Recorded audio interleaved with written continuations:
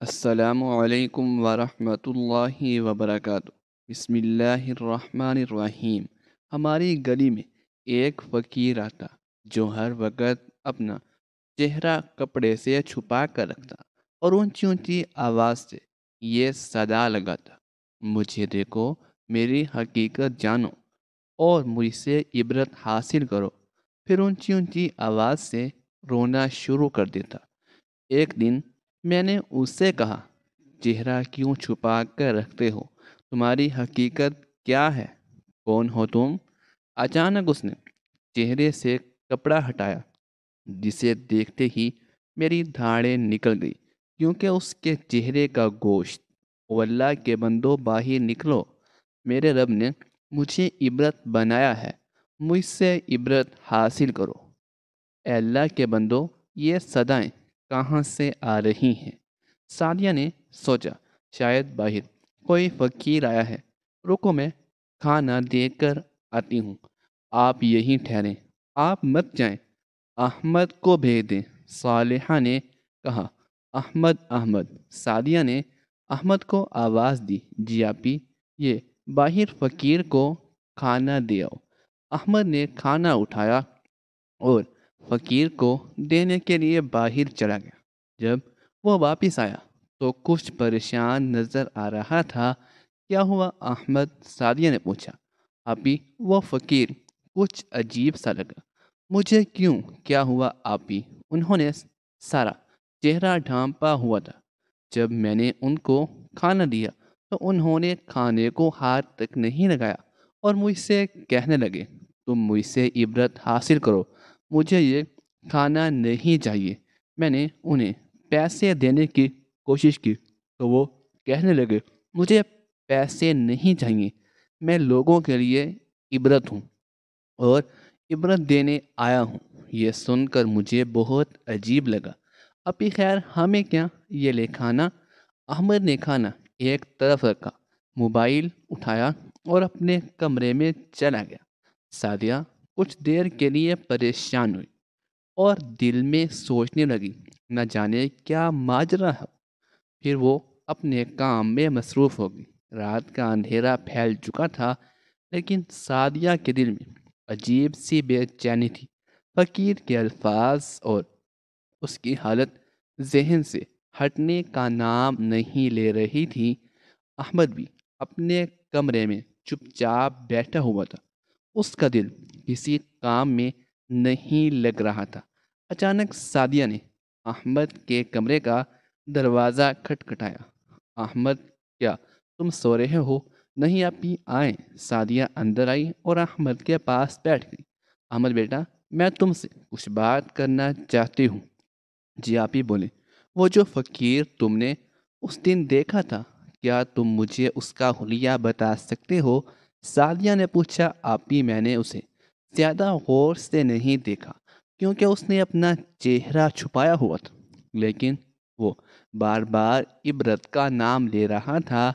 البتہ اگر وہ دوبارہ ملا تو میں اس کا چہرہ ضرور دیکھوں گا۔ میں نے اس سے کہا بھی تھا کہ اپنا چہرہ دکھا دو، تو وہ کہنے لگا: نہیں، تم بچے ہو۔ یہ کہہ کر وہ ہمارے دروازے کے آگے سے چلا گیا۔ اچھا چلو ٹھیک ہے، تم سو جاؤ۔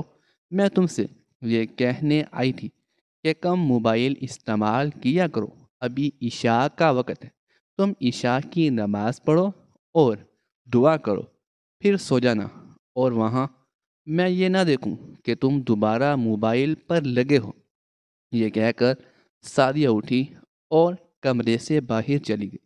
سعدیہ ساری رات اسی سوچ میں مبتلا رہی کہ فقیر کے الفاظ اور انداز کا کیا مطلب ہو سکتا ہے۔ دوسرے دن صبح جب وہ بیدار ہوئی تو اس کے ذہن میں وہ فکر کم ہو گئی تھی۔ اس نے خود کو اپنے کاموں میں مصروف کر لیا۔ سارا دن سعدیہ گھر کے کام کاج میں مصروف رہی۔ اس کے والدین عمرے پر گئے ہوئے تھے اور گھر میں صرف وہ اور اس کا بھائی احمد اور چھوٹی بہن صالحہ تھی۔ شام کا وقت تھا۔ سعدیہ کچن میں کھڑی سبزی کاٹ رہی تھی کہ اچانک وہی صدائیں دوبارہ سنائی دینے لگی: او اللہ کے بندو، میرے رب نے مجھے عبرت بنایا ہے، مجھے دیکھو، میری حقیقت جانو اور عبرت حاصل کرو۔ او اللہ کے بندو، باز آ جاؤ، وہ ذات جتنی رحیم ہے اتنی قہار بھی ہے، اس کی نافرمانی مت کرو۔ صدائیں مسلسل آ رہی تھی اور سعدیہ کا دل بے چین ہونے لگا۔ اس نے سوچا کہ آج وہ خود جا کر دیکھے گی کہ یہ فقیر کون ہے اور اس کے الفاظ کا کیا مطلب ہے۔ سعدیہ نے کھانے کے ایک برتن میں کھانا ڈالا اور اسے اٹھایا اور کچھ پیسے بھی ساتھ لے لیے۔ باہر جا کر اس نے فقیر کو آواز دی، بابا جی۔ فقیر دروازے پر آ گیا۔ سعدیہ نے اسے کھانا پیش کیا، لیکن وہ کہنے لگا، مجھے کھانا نہیں چاہیے، میرے اللہ نے عبرت بنایا ہے مجھے، تم مجھ سے عبرت حاصل کرو۔ سعدیہ نے ہمت کر کے پوچھا، ابا جی، آپ اپنا چہرہ کیوں چھپائے رکھتے ہیں؟ فقیر نے گہری آواز میں جواب دیا، میں عبرت ہوں، بہتر یہی ہے کہ تم مجھے نہ دیکھو۔ سعدیہ نے اصرار کیا، بابا جی مجھے اپنا چہرہ دکھائیں۔ یہ سنتے ہی فقیر تیز قدموں سے وہاں سے روانہ ہو گیا۔ سعدیہ حیرت اور پریشانی کے عالم میں اسے جاتے ہوئے دیکھتی رہی، دل میں بے شمار سوالات لیے واپس اندر آ گئی۔ سعدیہ بے حد پریشان تھی، اسے کچھ سمجھ نہیں آ رہا تھا کہ یہ سب کیا ہے۔ اس کے والدین بھی گھر پر نہیں تھے جن سے وہ یہ بات شیئر کر۔ احمد اور صالحہ تو ابھی چھوٹے تھے، لیکن سعدیہ روز اسی وقت اس فقیر کا انتظار کرنے لگی، یہ ٹھان کر کہ وہ اس کا چہرہ دیکھ کر ہی رہے گی۔ بس اسی کشمکش میں وہ سارا دن انتظار کرتی اور رات کو جب نماز پڑھتی تو اللہ تعالیٰ سے دعا کرتی کہ اس فقیر کا راز کھل جائے، کیونکہ وہ اسے بے چین کر رہا تھا۔ اسے وہم سا ہونے لگا تھا، فقیر کا چہرہ جو اتنا ڈھمپا ہوا تھا سعدیہ کو عجیب سا محسوس ہوتا۔ وہ صرف اس کی پیشانی دیکھ سکتی تھی جو عام انسانوں جیسی نہیں تھی۔ یہی بات اس کے تجسس کو بڑھا رہی تھی کہ آخر اس فقیر کی حقیقت کیا ہے۔ ہر رات وہ اللہ سے دعا کرتی اور ہر دن فقیر کے انتظار میں گزار دیتی۔ 5 دن گزر گئے لیکن فقیر دوبارہ نہیں آیا۔ شام کو جب احمد کھیل کر گھر واپس آیا تو سعدیہ نے اس سے پوچھا، احمد، کیا تم نے اس فقیر کو دوبارہ دیکھا؟ احمد بولا، آپ ہی، میں نے آج اسے دوسری گلی میں دیکھا تھا۔ وہ کیسا تھا آپ ہی؟ میں کھیل رہا تھا اس لیے زیادہ غور نہیں کیا، لیکن اس کی آواز سنائی دی، اس کا چہرہ ویسے ہی ڈھمپا ہوا تھا۔ اچھا، چلو ٹھیک ہے، میں نے کھانا لگا دیا ہے، تم لوگ کھانا کھاؤ اور سو جاؤ، لیکن نماز پڑھنا مت بھولنا۔ احمد نے سعدیہ سے پوچھا، ابھی یہ نماز کیوں ضروری ہے؟ ہم کیوں پڑھتے ہیں؟ سعدیہ نے جواب دیا، نماز پنجگانہ ہر مسلمان پر فرض ہے اور ہمارے پیارے نبی حضرت محمد صلی اللہ علیہ وآلہ وسلم کی آنکھوں کی ٹھنڈک ہے۔ ہمیں نماز ضرور پڑھنی چاہیے، اور تمہیں پتہ ہے کہ قیامت کے دن سب سے پہلے نماز کا سوال ہوگا، کہ قبر میں بھی نماز کا ہی سوال ہوگا۔ احمد نے کہا، ٹھیک ہے آپی، اب میں کبھی نماز نہیں چھوڑوں گا۔ دن گزرتے رہے لیکن فقیر اس گلی میں دوبارہ نہیں آیا۔ 10 دن کے بعد ایک دن سعدیہ اپنے کمرے میں سو رہی تھی کہ اچانک اس کے کانوں میں وہی آواز سنائی دی، او اللہ کے بندو، مجھے میرے اللہ نے عبرت کے لیے بنایا ہے، مجھے دیکھو، میری حقیقت جانو اور عبرت حاصل کرو۔ سعدیہ فوراً اٹھ بیٹھی اور بھاگ کر دروازے پر پہنچی۔ فقیر دروازے سے کچھ دور کھڑا تھا، چادر میں لپٹا ہوا۔ سعدیہ نے جلدی سے اس کے پاس جا کر کہا، بابا جی، آج میں آپ کا چہرہ دیکھ کر ہی جاؤں گی۔ فقیر بولا، لڑکی، ضد مت کرو، میرا چہرہ دیکھنے کی ہمت تو مردوں میں بھی نہیں ہے، تم تو پھر بھی عورت ہو، سعدیہ نے پوچھا ایسا کیوں؟ فقیر بولا مجھ سے زیادہ سوال مت کرو، تم جاؤ اور اپنا کام کرو۔ لیکن سعدیہ ضدی ہو گئی۔ اس نے فقیر سے کہا نہیں، آج میں آپ کا چہرہ ضرور دیکھوں گی۔ فقیر نے گہری سانس لی اور کہا اگر تم نے میرا چہرہ دیکھنا اور اس سے عبرت حاصل نہ کی یا میرا پیغام آگے نہ پہنچایا تو اچھا نہیں ہوگا۔ تمہیں اپنے چہرے کی جھلک اسی شرط پر دکھاؤں گا کہ تم وعدہ کرو کہ اسے دیکھ کر عبرت حاصل کروں گی اور لوگوں کو حقیقت سے آگاہ کروں گی۔ سعدیہ نے بغیر کچھ سوچے سمجھے وعدہ کر لیا۔ فقیر نے اپنے چہرے سے چادر ہٹائی تو سعدیہ کو ایک جھٹکا لگا اور وہ پیچھے ہٹ گئی۔ فقیر کا چہرہ دیکھنے کے قابل ہی نہیں تھا۔ اس کے چہرے پر گوشت بالکل بھی نہیں تھا اور وہ صرف ہڈیوں کا ایک ڈھانچہ تھا۔ سعدیہ کا دل دہل گیا اور اس نے زور سے چیخ ماری۔ فقیر نے کہا میں نے تم سے کہا تھا کہ میرا چہرہ مت دیکھو۔ اس نے دوبارہ اپنے چہرے کو چادر سے ڈھانپ لیا۔ سعدیہ ابھی تک خوف زدہ تھی لیکن اس نے ہمت کر کے پوچھا بابا جی آپ کا چہرہ ایسا کیوں ہے؟ فقیر بولا بیٹی یہ میرے اعمال کی سزا ہے۔ جب انسان اللہ اور اس کے رسول کے احکامات کو نظر انداز کرتا ہے تو اسے یہی صلہ ملتا ہے۔ سعدیہ کے دل میں بے شمار سوالات لیکن اس کی زبان جیسے بند ہو گئی تھی۔ وہ بولنا چاہتی تھی مگر الفاظ کہیں گم ہو چکے تھے۔ فقیر وہیں کھڑا رہا لیکن سعدیہ کے قدم جیسے زمین میں جم گئے تھے۔ وہ نہ آگے جا سکی اور نہ کچھ کہہ سکی۔ سعدیہ وہیں کھڑی سکتے میں تھی۔ فقیر نے اپنا ہاتھ نکالا۔ جیسے ہی اس نے اپنا ہاتھ باہر نکالا سعدیہ نے دیکھا کہ اس کے ہاتھ پر بھی گوشت نہ ہونے کے برابر تھا۔ یہ دیکھ کر سعدیہ کی حیرت اور پریشانی اور بھی بڑھ گئی۔ اس کے ذہن میں بار بار ایک ہی سوال آ رہا تھا ایسا کون سا گناہ ہو سکتا ہے جس کی سزا اتنی شدید ہو؟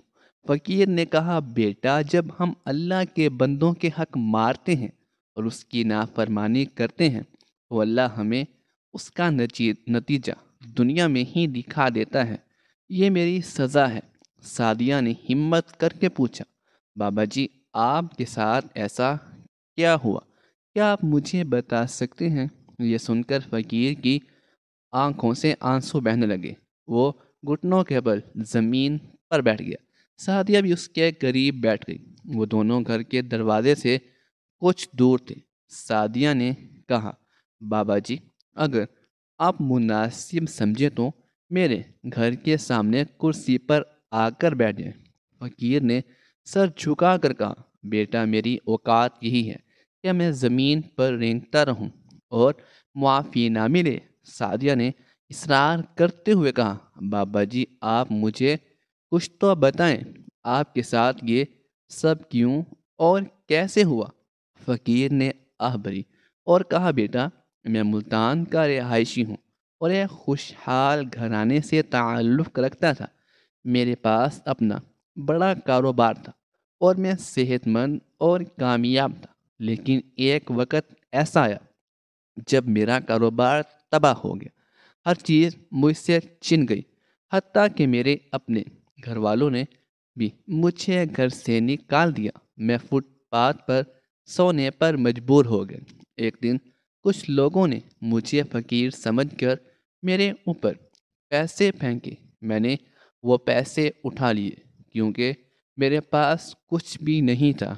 اس وقت میرے دل میں لالچ پیدا ہو گیا۔ میں نے سوچا کہ محنت کرنے سے بہتر ہے یوں ہی پیسے کمانے لگوں۔ اس کے بعد میں نے مانگنا شروع کر دیا۔ ابتدا میں شرم آتی تھی لیکن وقت کے ساتھ یہ میرا معمول بن گیا۔ میں نے اپنی عیش و عشرت کی عادت کو چھوڑنے کے بجائے مانگنے کو ترجیح دی۔ پھر میں نے دوسرے لوگوں کو بھی اس دھندے میں شامل کر لیا۔ ہم سب مل کر مانگتے رہے حالانکہ ہم حقدار نہیں تھے۔ ہم نے ان لوگوں کا حق مارا جو واقعی ضرورت مند تھے، اور شاید اسی لیے اللہ نے ہمیں یہ سزا دی۔ فقیر کی بات سن کر سعدیہ کے دل میں خوف اور عبرت پیدا ہوئی۔ وہ یہ سوچنے لگی کہ یہ کیسے ایک غلط راستہ انسان کو تباہ کرنے کے دہانے پر لے آتا ہے۔ فقیر نے اپنی کہانی جاری رکھی۔ بیٹا، میں نے قاری صاحب کی نصیحت کو بھی نظر انداز کیا اور اپنی لالچ کے راستے پر چلتا رہا۔ دن بدن میرے اندر کا انسان مر رہا تھا، لیکن مجھے اس کا احساس نہیں ہو رہا تھا۔ ایک دن میرا سامنا ایک تبلیغی جماعت سے ہوا۔ وہ گلی گلی گھوم کر لوگوں کو دین کی باتیں بتا رہے تھے۔ میں نے بھی ان سے بھیک مانگی۔ ان میں سے ایک بزرگ مولانا صاحب تھے۔ انہوں نے مجھے غور سے دیکھا اور کہا، بیٹا، تم ایک صحت مند انسان ہو۔ اللہ نے تمہیں ہاتھ اور پاؤں دیے ہیں، تم محنت کر سکتے ہو، لیکن تم لوگوں کا حق مار رہے ہو۔ مانگنا اللہ کو سخت ناپسند ہے۔ میں نے ان کی بات کو نظر انداز کرتے ہوئے کہا، صاحب، اگر آپ کو دینا ہے تو دیں، ورنہ مجھے لیکچر مت دیں۔ وہ کہنے لگے، ہمارے پیارے نبی حضرت محمد صلی اللہ علیہ وآلہ وسلم نے فرمایا ہے کہ جو لوگ دنیا میں بھیک مانگتے ہیں، قیامت کے دن ان کے چہروں پر گوشت نہیں ہوگا۔ میں نے ان کی بات کو مذاق میں اڑا دیا اور طنزیہ مسکرا کر کہا، ایسا کچھ نہیں ہوتا، آپ لوگ جھوٹ بولتے ہیں۔ وہ مولانا صاحب سنجیدگی سے کہنے لگے، یہ جھوٹ نہیں ہے، یہ حدیث مبارکہ ہے، یہ اللہ کے نبی صلی اللہ علیہ وسلم کا فرمان ہے۔ میں نے بے پرواہی سے جواب دیا، جو بھی ہو، ایسا ممکن ہی نہیں، تم لوگ فضول باتیں کرتے ہو، جاؤ اپنا کام کرو اور مجھے کرنے دو۔ مولانا صاحب نے اس پر کہا، بیٹا، ہم سب اپنے اعمال کے جوابدہ ہیں۔ اللہ کے حکم سے منہ موڑنے والوں کے لیے دنیا اور آخرت میں عبرت ہے۔ پھر انہوں نے قرآن کی آیت سنائی، وَمَنْ أَعْرَضَ عَنْ ذِكْرِي فَإِنَّ لَهُ مَعِيشَةً ضَنْكًا وَنَحْشُرُهُ يَوْمَ الْقِيَامَةِ أَعْمَى۔ ترجمہ، اور جو میرے ذکر سے منہ موڑے گا اس کے لیے دنیا میں تنگ زندگی ہوگی، اور قیامت کے دن ہم اسے اندھا اٹھائیں گے۔ یہ سن کر بھی میں نے کوئی اثر نہ لیا اور وہاں سے چلا گیا۔ میرے دل میں شیطان نے ایسا گھیر کر رکھا تھا کہ میں سچ سننے کو تیار نہ تھا۔ فقیر نے گہری سانس لیتے ہوئے کہا، بیٹا، اس دن میری ہنسی اور انکار نے میرے انجام کی بنیاد رکھی۔ آج میرا یہ حال اسی انکار اور نافرمانی کا نتیجہ ہے۔ اللہ کے احکامات کو جھٹلانے والوں کے لیے دنیا میں ہی عبرت ہے، اور قیامت کا عذاب اس سے کہیں بڑھ کر ہے۔ اس دن کے بعد میری زندگی مجھ پر تنگ ہو گئی۔ میں بے انتہا بے چین رہنے لگا، اور میں اندر سے بالکل ٹوٹنے لگا، کیونکہ میں بھیک مانگ کر شراب نوشی اور جوا کھیلا کرتا تھا، کیونکہ اللہ نے مجھے سبق تو دیا تھا، مجھ سے میرا سب کچھ چھین لیا تھا، کیونکہ میں کوئی اچھا انسان نہیں تھا، اور سب کچھ جانے کے بعد بھی میں کچھ بھی سمجھ نہ سکا۔ اپنی عیش و عشرت میں مصروف رہا، اور دن بدن میری صحت خراب ہونے لگی۔ پہلے جسم پر دھبے پڑے، پھر وہ دھبے ناسور بننے لگے، میرا جسم گلنا شروع ہو گیا۔ جو ہاتھ میں مانگنے کے لیے اٹھاتا تھا اس پر سے گوشت غائب ہونے لگا۔ مجھے لوگوں نے مزید سمجھانے کی کوشش کی، کہتے تھے، یہ سب اللہ کی پکڑ ہے، رک جاؤ، توبہ کر لو، اپنے گناہوں کی معافی مانگ لو۔ لیکن بیٹا، شیطان انسان کے دل و دماغ پر ایسا پردہ ڈال دیتا ہے کہ وہ سچ دیکھنے اور سننے کی صلاحیت کھو دیتا ہے۔ میں سمجھتا تھا کہ شاید یہ سب عارضی ہے اور سب ٹھیک ہو جائے گا۔ ایک دن میں نے مانگنے کے لیے ہاتھ بڑھایا تو ایک چھوٹے بچے نے میری طرف عجیب نظروں سے دیکھا اور ڈر کے مارے اپنی ماں کے پیچھے چھپ گیا۔ اس دن پہلی بار مجھے اپنے جسم کی حالت پر شرم آئی، لیکن بیٹا شرمندگی بھی میرے دل میں دیر تک نہ ٹھہری۔ میں پھر اسی گناہ کے راستے پر چل پڑا۔ آخر کار ایک دن میری حالت ایسی ہو گئی کہ لوگ مجھے دیکھنے سے بھی کترانے لگے۔ کسی نے کہا یہ انسان نہیں، عبرت کا نمونہ ہے۔ تب جا کر مجھے احساس ہوا کہ میں نے اپنی زندگی اور آخرت دونوں برباد کر دی۔ فقیر نے سعدیہ کی طرف دیکھا اور کہا بیٹا میں نے اپنی زندگی اللہ اور اس کے بندوں کی نافرمانی میں گزار دی ہے۔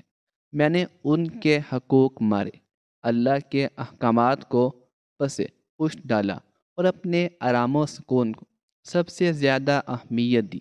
اب میری یہ سزا ہے اور مجھے معلوم ہے کہ یہ سزا آخرت کے عذاب کے سامنے کچھ بھی نہیں۔ مجھے آج احساس ہوتا ہے کہ میرے پیارے نبی حضرت محمد صلی اللہ علیہ وآلہ وسلم نے جو کچھ بھی فرمایا تھا وہ سب حقیقت اور حقیقت ہے اور قیامت تک حقیقت رہے گی۔ جو کوئی بھی اس کو جھٹلانے کی کوشش کرے گا وہ فنا ہو جائے گا، تباہ ہو جائے گا، نہ اس کی دنیا رہے گی اور آخرت میں تمام لوگوں کے لیے عبرت کا نشان ہو۔ اب میں ہر گلی ہر کونے میں پھرتا ہوں کہ لوگ مجھے دیکھیں، مجھ سے عبرت حاصل کریں کہ جو جس سزا کا مستحق میں ہوں اور کوئی نہ ہو۔ بس اس لیے بیٹا، اور میں اپنا چہرہ کسی کو نہیں دکھاتا۔ بیٹا تم سے میں ایک بات کہنا چاہتا ہوں، کبھی اپنی زندگی میں لالچ نہ آنے دینا اور ہمیشہ حلال کے راستے پر چلنا چاہیے، وہ کتنا ہی مشکل کیوں نہ ہو۔ اللہ کے حقوق اور اس کے بندوں کے حقوق کا خیال رکھنا، یہی سبق ہے جو میں اپنی زندگی کی تباہی سے تمہیں دینا چاہتا ہوں۔ سعدیہ خاموشی سے فقیر کی باتیں سنتی رہی۔ اس کے دل میں عجیب سی کیفیت تھی۔ وہ سوچ رہی تھی کہ اللہ کا راستہ چھوڑنے اور لالچ کے پیچھے بھاگنے کا انجام کتنا خوفناک ہو سکتا ہے۔ اس دن کے بعد سعدیہ نے اپنے دل میں پختہ ارادہ کیا کہ وہ ہمیشہ حلال کے راستے پر چلے گی اور دوسروں کو بھی اس کی تلقین کرے گی۔ سعدیہ کی آنکھوں میں آنسو تھے، لیکن اس نے خود کو سنبھالا اور فوراً اپنی جگہ سے اٹھی۔ اس نے باورچی خانے سے کچھ کھانا لیا اور اپنے والد کے پرانے کپڑوں میں سے چند کپڑے نکالے۔ باہر آ کر اس نے فقیر کو آواز دی، بابا جی یہ کھانا اور کپڑے آپ کے لیے ہیں، دعا کیجیے گا اور میں بھی اللہ سے دعا کروں گی کہ وہ آپ کی مشکلات کو آسان کر دے۔ فقیر نے سعدیہ کے سر پر ہاتھ رکھا اور کہا بیٹی اللہ تمہارا بھلا کرے۔ وہ دوبارہ اپنے راستے کی طرف بڑھنے لگا۔ سعدیہ نے پیچھے سے اسے آواز دی، بابا جی جب بھی آپ اس گلی میں آئے تو میرے دروازے پر ضرور آئیے گا، میں آپ کے لیے کھانے کا انتظام کیا کروں گی۔ فقیر نے پلٹ کر سعدیہ کی طرف دیکھا اور مسکراتے ہوئے کہا بیٹی تمہاری دعا میرے لیے سب سے قیمتی تحفہ ہے، سدا خوش رہو۔ یہ کہہ کر وہ وہاں سے چلا گیا۔ سعدیہ اسے دور تک جاتے ہوئے دیکھتی رہی۔ دل میں عجیب سا سکون اور غم کا احساس تھا۔ گھر واپس آتے ہی سعدیہ نے جائے نماز بچھائی اور سجدے میں گر گئی۔ آنسو بہاتے ہوئے اس نے دعا شروع کی، اے اللہ بے شک تو بڑا رحمان و رحیم ہے، ہم تیری نافرمانیاں کرتے ہیں لیکن تو ہمیشہ ہمیں معاف کرتا ہے۔ یا اللہ تو ہمیں اپنی رحمت سے ڈھانپ لے اور ہماری خطاؤں کو معاف فرما دے۔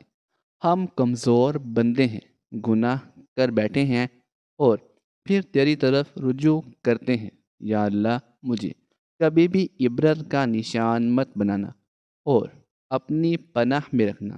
سعدیہ زاروں کی تار رو رہی تھی، اتنے میں صالحہ کمرے میں داخل ہوئی اور اس کے ہاتھ میں فون تھا۔ وہ بولی ابھی یہ ابو کا فون ہے۔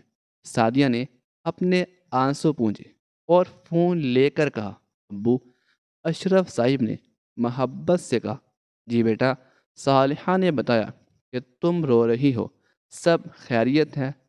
سعدیہ نے خود کو سنبھالتے ہوئے کہا جی ابو، سب ٹھیک ہے۔ آپ کیسے ہیں؟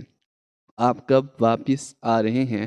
اشرف صاحب نے جواب دیا ہم پرسوں گھر پہنچ رہے ہیں۔ میں نے تمہیں یہ بتانے کے لیے فون کیا تھا کہ اپنے چچا کو کہنا کہ وہ ہمیں ایئرپورٹ سے لینے آ جائے۔ سعدیہ نے جواب دیا جی ابو، میں انہیں بتا دوں گی۔ فون بند کرنے کے بعد سعدیہ دوبارہ جائے نماز پر بیٹھ گئی۔ اس کی آنکھوں سے آنسو تھم نہیں رہے تھے اور اس کا دل اللہ کے شکر اور دعا سے بھر گیا۔ دن گزرتے جا رہے تھے اور سعدیہ اپنی روزانہ کی دعاؤں میں اس فقیر بابا کو ہمیشہ یاد کرتی۔ وہ اللہ سے دعائیں کرتی اور کہتی اے اللہ، پیارے حبیب حضرت محمد صلی اللہ علیہ وآلہ وسلم کے وسیلے اس کو معاف کر دے، اس کی آزمائش ختم کر دے اور اس کے دل کو سکون دے۔ یہ دعائیں اس کے دل سے نکل کر ہمیشہ آسمان تک پہنچتی رہی اور وہ ہر وقت روتی رہتی، دل کی گہرائیوں سے اس فقیر کی فلاح کی دعا کرتی۔ کچھ دن بعد سعدیہ کے والدین واپس آ گئے۔ اس نے انہیں بہت محبت اور گرم جوشی سے استقبال کیا۔ وہ اپنے والدین کے ساتھ بہت خوش تھی کیونکہ کافی دنوں بعد سے وہ فقیر دروازے پر نہیں آیا تھا۔ اس کا دل سکون میں تھا کہ شاید اس کی دعائیں قبول ہو گئی ہوں اور وہ فقیر اب اس سکون کی زندگی گزار رہا ہو۔ ایک دن جب سعدیہ نے اچانک دروازہ کھولا، سامنے وہ فقیر کھڑا تھا۔ اس نے ایک طرف سے اسے آواز دی اے اللہ کی بندی، مجھے کچھ کھانے کو دے دو، اللہ کی ذات کے واسطے۔ اس کی آواز میں بہت عاجزی اور درخواست تھی۔ اس کی آنکھوں میں ایک عجیب سی امید تھی جسے وہ جانتا تھا کہ وہ اللہ کے رحم و کرم سے نجات پائے گا۔ سعدیہ نے فوراً دروازہ کھولا اور اس کو اندر بلایا۔ اس کے دل میں ایک جذبہ تھا کہ اس فقیر کو جو کچھ بھی دے سکے وہ اسے ضرور دے۔ وہ نہ صرف اس کی مدد کرنا چاہتی تھی بلکہ اس کی دعاؤں کا ثمر بھی دیکھنا چاہتی تھی۔ وہ اس فقیر کو لے کر گھر کے اندر آئی، اسے بٹھایا اور کھانا پیش کیا۔ فقیر نے اللہ کا شکر ادا کیا اور کہا بیٹی، تمہارے دل میں اتنی محبت اور دعا ہے، اللہ تمہیں اپنے کرم سے نوازے۔ تمہاری دعا نے میرے دل کو سکون دیا ہے اور مجھے یقین ہے کہ اب میری حالت بہتر ہوگی۔ سعدیہ نے مسکراتے ہوئے کہا بابا جی، میری دعائیں ہمیشہ آپ کے ساتھ ہیں، اللہ آپ کو صحت مند اور خوش رکھے۔ وہ دونوں کچھ دیر خاموش بیٹھے رہے اور ایک دوسرے کی موجودگی میں سکون محسوس کر رہے تھے۔ اس دن کے بعد فقیر کبھی بھی گلی میں نہیں آیا اور سعدیہ کو یقین ہو گیا کہ اللہ کی رحمتیں اور دعائیں کبھی ضائع نہیں جاتی۔ سعدیہ مسکراتے ہوئے اندر آئی تو اس کی والدہ نے نرمی سے پوچھا کیا ہوا بیٹا، اتنی دیر کیوں لگ گئی؟ اس کے والد بھی کمرے سے باہر نکلے اور پوچھنے لگے خیریت؟ باہر دروازے پر کون تھا؟ سعدیہ نے گہری سانس لی اور پھر اس نے سارا واقعہ بتا دیا جو اس کے ساتھ گزشتہ دنوں پہلے پیش آیا تھا۔ اس نے وہ سب کچھ بھی بتایا جو فقیر بابا نے اسے نصیحت کی تھی اور کیسے وہ اپنی مشکلات اور گناہوں کے لیے اللہ سے معافی مانگ رہا تھا۔ اس کی والدہ نے سر ہلا کر کہا، بیٹا تم نے بہت اچھا کیا، اللہ سے دعا کرنا ہی ہماری مدد کا واحد راستہ ہے۔ اس کے والد نے بھی بات مکمل کرتے ہوئے کہا، بیٹا یہ سچ ہے کہ اللہ مانگنے والوں کو ناپسند کرتا ہے۔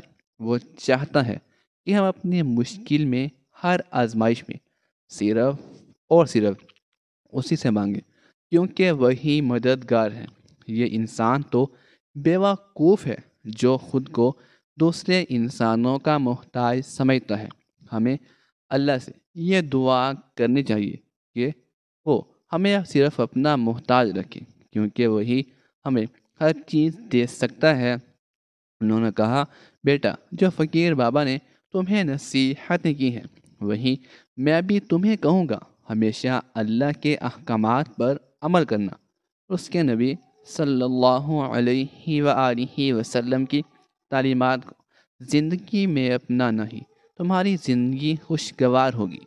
پھر انہوں نے سعدیہ کو گلے لگاتے ہوئے کہا، شاباش بیٹا، تم نے اس فقیر بابا کی بات سنی اور اس کے لیے اللہ سے دعا مانگی۔ تم نے جو معافی کی دعا کی ہے وہ بہت بڑی بات ہے، مجھے تم پر فخر ہے۔ سعدیہ کی آنکھوں سے خوشی کے آنسو بہنے لگے اور وہ دل ہی دل میں اللہ کا شکر ادا کر رہی تھی۔ وہ جانتی تھی کہ اس کے دل کی تمام پریشانیاں اب ختم ہو گئی ہیں، کیونکہ اللہ کی رحمت اور مغفرت نے اس کی زندگی کو سکون بخشا تھا۔ سعدیہ کے دل میں سکون کا ایک نیا باب شروع ہو چکا تھا۔ اس نے اپنے دل میں کیے گئے وعدوں کو سچ ثابت کرنے کی ٹھانی۔ فقیر بابا کی نصیحت اور اس کی دعاؤں نے اسے ایک نئی روشنی دی تھی۔ اب وہ ہر دن اللہ کے سامنے اپنی عاجزی کے ساتھ سر جھکاتی اور اس کی رضا کی تلاش میں رہتی۔ اس کے والدین بھی سعدیہ کی تبدیلی سے بہت زیادہ خوش تھے۔ وہ جانتے تھے کہ ان کی بیٹی نے اپنی زندگی کے سب سے اہم سبق کو سیکھ لیا ہے۔ سعدیہ نے اپنے والدین کی تعلیمات پر عمل کیا اور اپنی زندگی میں حقیقی سکون پایا۔ اس نے اپنی دعاؤں میں فقیر بابا کو یاد رکھا اور اللہ سے اس کی حالت میں بہتری کی دعا کرتی رہی۔ ایک دن جب سعدیہ اپنے کام میں مصروف تھی، اسے ایک پیغام ملا کہ وہی فقیر بابا دوبارہ اس کی گلی میں آیا۔ سعدیہ نے فوراً دروازہ کھولا اور اسے اپنے دروازے پر دیکھ کر اس کے چہرے پر مسکراہٹ آ گئی۔ اس نے فقیر بابا کو کھانا پیش کیا اور کہا، بابا جی، اللہ نے آپ کو سکون دیا ہو، آپ کا چہرہ اب روشنی سے بھر گیا ہے۔ فقیر بابا مسکراتے ہوئے بولا، بیٹا تمہاری دعاؤں کا اثر ہے، اللہ نے میری مشکلات دور کر دی اور مجھے نئی زندگی عطا کی۔ تم نے جو کیا وہ ایک نیک عمل تھا، تمہارا دل صاف ہے۔ سعدیہ نے دل میں اللہ کا شکر ادا کیا اور فقیر بابا کو الوداع کیا، یہ جانتے ہوئے کہ اس نے زندگی کا سب سے قیمتی سبق سیکھا تھا۔ اللہ کی رضا کی کوشش کرنا، انسانوں کی مدد کرنا اور ہر لمحے میں اس کی بخشش اور رحمت کی امید رکھنا۔ چند ماہ بعد سعدیہ کی زندگی بالکل بدل چکی تھی۔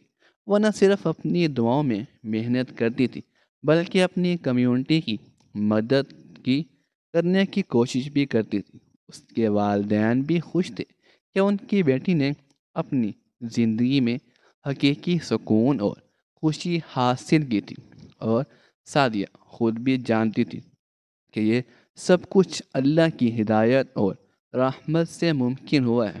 ساری حقیقت آپ کے سامنے ہے، اس لیے بھکاریوں سے میری گزارش ہے کہ خدا را بھیک نہ مانگا کریں، اپنی محنت کی حق حلال کی کمائی کریں۔ ناظرین، کبھی کبھی اللہ تعالیٰ اپنے عذاب کا مشاہدہ دنیا میں بھی کرا دیتے ہیں تاکہ ہم عبرت حاصل کریں اور فکر آخرت کریں۔ ناظرین، مزید اس طرح کے سبق آموز واقعات اور کہانیاں سننے کے لیے ہمارے چینل کو سبسکرائب کریں اور ہماری ویڈیو کو لائک کریں، شیئر کریں۔ شکریہ، اللہ حافظ۔